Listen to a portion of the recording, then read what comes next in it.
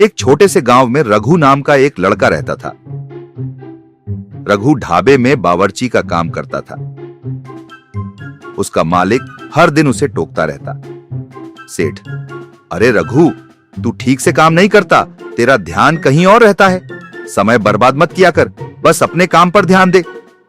रघु, अरे सेठ जी, मैं तो अपना काम ही कर रहा हूं और ऊपर से खाना भी स्वादिष्ट बनाता हूं, लेकिन सेठ जी को जैसे रघु से कुछ भी अच्छा नहीं दिखता था। एक दिन घर आकर उसने अपनी पत्नी से दिल की बात कही। रघु, लक्ष्मी, मुझे अपने काम से संतुष्टि नहीं मिल रही है। सेठ जी हमेशा कुछ ना कुछ बोलते रहते हैं, बहुत झल्लाहट हो जाती है अब। लक्ष्मी, लेकिन अगर तुम नौकरी छोड़ दोगे तो घर कैसे चलेगा? अगर तुम सच में बहुत परेशान हो तो हमें कोई और रास्ता ढूंढना होगा। कुछ दिन बाद रघु हमेशा की तरह ढाबे में काम कर रहा था। तभी सेठ जी एक नए आदमी के साथ वहां आए। सेठ, रघु, अब तुम्हें काम करने की जरूरत नहीं, मैंने नए बावर्ची को रख लिया है, अब जा अपनी बीवी के लिए खाना बना। रघु का चेहरा उतर गया। वो चुपचाप अपने घर की ओर चल पड़ा। घर पहुंचा तो लक्ष्मी बाहर खड़ी थी। रघु, लक्ष्मी, सेठ जी ने मुझे काम से निकाल दिया, अब क्या करूं, समझ नहीं आ रहा। लक्ष्मी, कोई बात नहीं, जो हुआ सो हुआ, घबराओ मत, हम कुछ सोचेंगे। रघु, मुझे नहीं लगता अब मुझे कहीं नौकरी मिलेगी, कौन रखेगा मुझे। लक्ष्मी, सेठ जी को तुम्हारे स्वाद का अंदाजा ही नहीं था। हमें अब किसी की नौकरी करने की जरूरत नहीं, हम खुद का ढाबा खोलेंगे। अगले ही दिन लक्ष्मी गांव के सोने के गहनों की दुकान पर गई और अपना हार और अंगूठी बेच दी। पैसों से एक छोटा सा ढाबा शुरू किया। लक्ष्मी, अब कोई कुछ नहीं कहेगा, ये ढाबा तुम्हारा है, जो मन से बनाओ, जैसे बनाओ। रघु, लक्ष्मी, तू नहीं होती तो मैं क्या करता, मेरे लिए तूने अपने गहने तक बेच दिए। लक्ष्मी, ये गहने तुम्हारे आगे कुछ भी नहीं, मेरे लिए असली गहना तो तुम्हारा हुनर है। फिर क्या था, रघु स्वादिष्ट खाना बनाता और लक्ष्मी ग्राहकों को बड़ी आत्मीयता से परोसती। कभी कभी एक सच्चा साथ ही काफी होता है सपने पूरे करने के लिए। गांव के छोटे से नुक्कड़ पर एक लड़का रहता था जिसका नाम था गोपाल। उसका पराठे का ठेला गांव का एक पसंदीदा ठिकाना बन चुका था। एक दिन शहर से एक लड़का गांव आया। उसका नाम था विक्की। उसने देखा कि गोपाल के ठेले पर खूब भीड़ लगी हुई है। वह गोपाल के ठेले पर पहुंचा और बोला, भैया, तुम कितने पैसे कमा लेते हो महीने में? गोपाल मुस्कुराते हुए बोला, अरे भाई, मैं बस उतना कमाता हूं जिससे मेरा गुजारा अच्छे से हो जाए। विक्की फिर बोला, अच्छा फिर भी बताओ, कितना कमा लेते हो? गोपाल ने हंसते हुए कहा, अच्छा चलो, तुम पूछ ही रहे हो तो बता देता हूं, महीने का करीब 80,000 कमा लेता हूं। विक्की यह सुनकर चौकन्ना हो गया और बोला, अच्छा ठीक है भाई, फिर मिलते हैं। कुछ दिनों बाद विक्की ने भी गांव में एक पराठे का ठेला खोल लिया। उसने गांव में जोरदार प्रचार किया, सस्ते और स्वादिष्ट पराठे, आइए खाइए। लोग उसका प्रचार सुनकर उसके ठेले की ओर आकर्षित हो गए। देखते ही देखते गोपाल के ठेले पर भीड़ कम होने लगी और विक्की के ठेले पर बढ़ने लगी। गोपाल ने जब यह देखा तो वह थोड़ा हैरान हुआ, लेकिन उसने सोचा, कोई बात नहीं, भगवान सबका भला करे, मैं अपना काम करूंगा, वह अपना करेगा।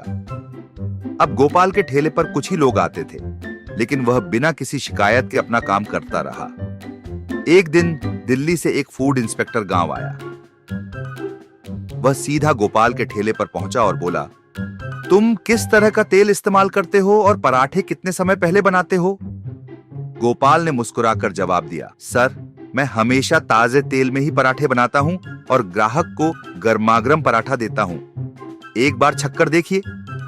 फूड इंस्पेक्टर ने पराठा खाया और खुश होकर बोला, बहुत बढ़िया, ऐसे खाने को ही स्वच्छ और स्वस्थ कहा जाता है।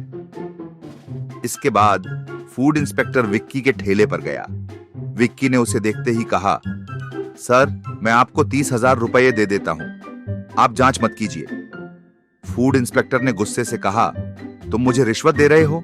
बताओ, ये किस तरह का तेल है और पराठे कितने समय पहले बनाए थे? विक्की ने डरते डरते कहा, सर, ये सस्ता तेल है जिसमें थोड़ी केरोसिन भी मिलाई जाती है, और ये पराठे कल के बने हुए हैं। ताजा पराठे बनाने का टाइम किसके पास है? जो भी मिलेगा लोग खा ही लेंगे। फिर उसने धीरे से कहा, सर, मैं आपको 1 लाख रुपए दे दूंगा, बस ये बात यहीं रहने दीजिए।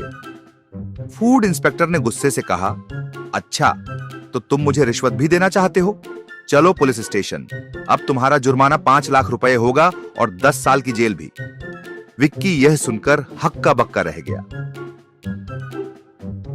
जब गांव वालों को यह बात पता चली, वे सभी वापस गोपाल के ठेले पर आने लगे। एक बूढ़े बाबा बोले, बेटा, सस्ता खाना खाने के चक्कर में हम अपनी सेहत से खिलवाड़ कर रहे थे, अब हमें समझ आ गया। गोपाल मुस्कुराया और बोला, कोई बात नहीं बाबा, अब बस साफ सुथरा और अच्छा खाना खाइए। इस तरह गोपाल की ईमानदारी और मेहनत की जीत हुई और विक्की को उसकी चालाकी की सजा मिल गई। गांव का एक लड़का रोहन, जिसे स्पोर्ट्स बाइक का बहुत शौक था, ब्लॉगर बनना चाहता था। वह अकेले ही घूमता और अपनी सेल्फी कैमरा स्टैंड के साथ वीडियो बनाता। वह गांव की गलियों से गुजरता हुआ एक जगह पहुंचा जहां गोलगप्पा, सॉसेज और आइसक्रीम के ठेले लगे थे। वहां बहुत भीड़ थी।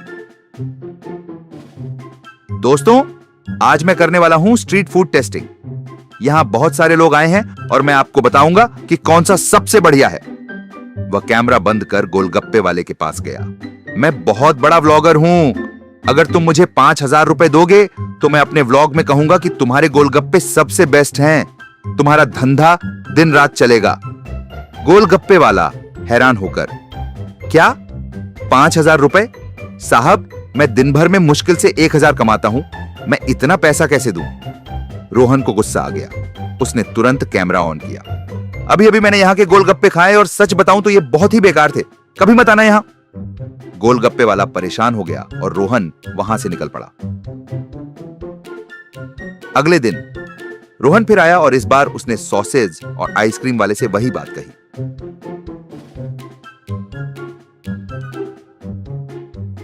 रोहन फिर से नाराज हुआ और कैमरा ऑन कर दिया। दोस्तों, इस ठेले का खाना इतना खराब है कि इससे अच्छा घर का खाना खा लो।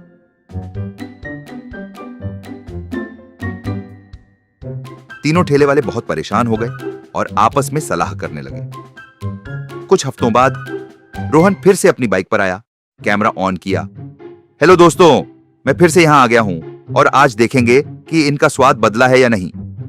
लेकिन तभी तीनों ठेले वालों ने अपनी अपनी कैमरा ऑन कर दी और बोलना शुरू कर दिया। यही वो लड़का है जो खुद को बड़ा व्लॉगर बताकर हमें बेवजह बदनाम करता है।